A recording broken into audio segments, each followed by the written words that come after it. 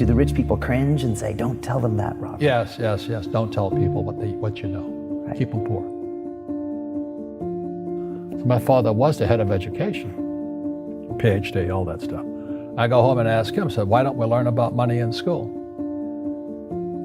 And he looked at me and says, because the government doesn't let us teach that subject. The government tells us what we can teach and what we can't teach. And I thought that was strange. And I said, but aren't we going to school to learn about money? He says, no, your job is to get a job.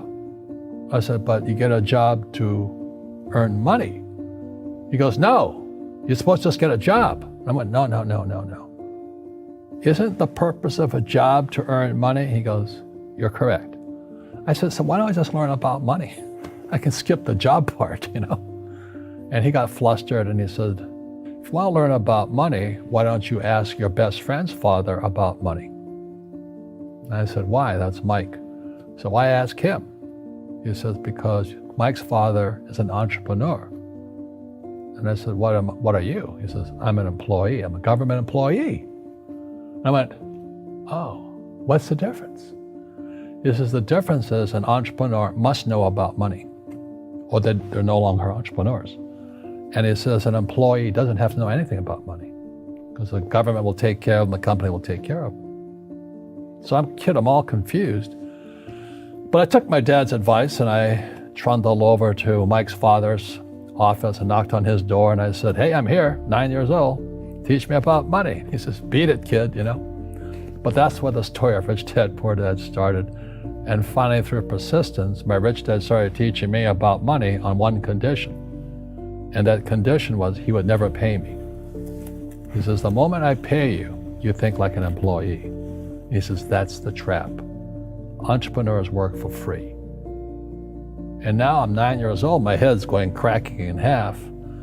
He says, you never want a paycheck. You understand that, kid? I said, okay, I got it. And he says, well, how do I make money? He says, that's what entrepreneurs figure out. It's like, so how do I learn about money? So he would just break out a Monopoly game board. So I would work for free. I'd pick up cigarette butts, and he had hotels and restaurants, and I would clean and do menial tasks. And as I got older, I started getting into office work and marketing and accounting, and I was an apprentice basically, but I always worked for free. And he would teach me about money, but the way he taught me about money was playing Monopoly. And finally one day I got upset. I said, well, when are you going to teach me about money? He says, what do you think we're doing? We're playing Monopoly. He goes, no. What do you think we're doing? We're playing Monopoly. He says, what do you think we're doing? So I don't know. I'm teaching you about money.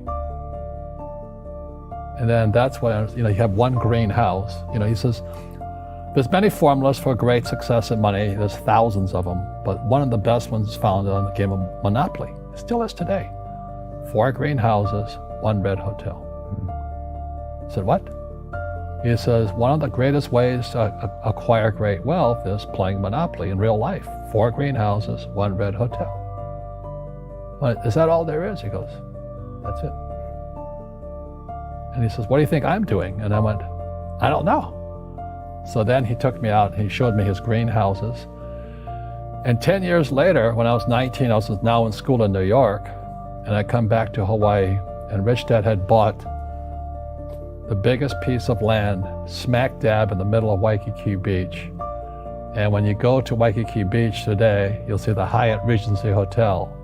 That was his hotel. Just like the game of Monopoly. Just like the game of Monopoly.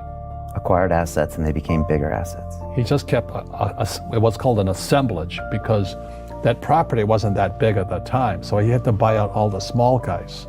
Because Waikiki was a little dirt water little town. So he'd buy out this shop owner and buy that shop owner. And it took him a while, but he finally assembled this large piece of property. And then he and Hyatt put up this giant hotel. And it just sold for $800 million. So that's how I learned about money.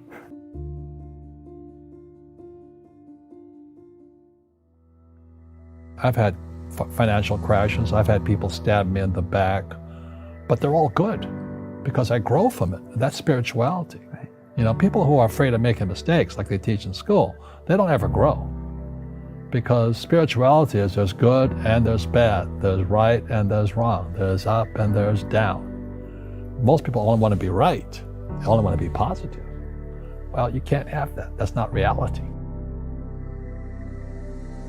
Well, I wasn't poor by most people's standards, but I came from a family with a poor attitude, if you know what I mean. Because rich, poor, middle class, poverty starts with a fundamental attitude. Poverty is passed on. It's taught in your families.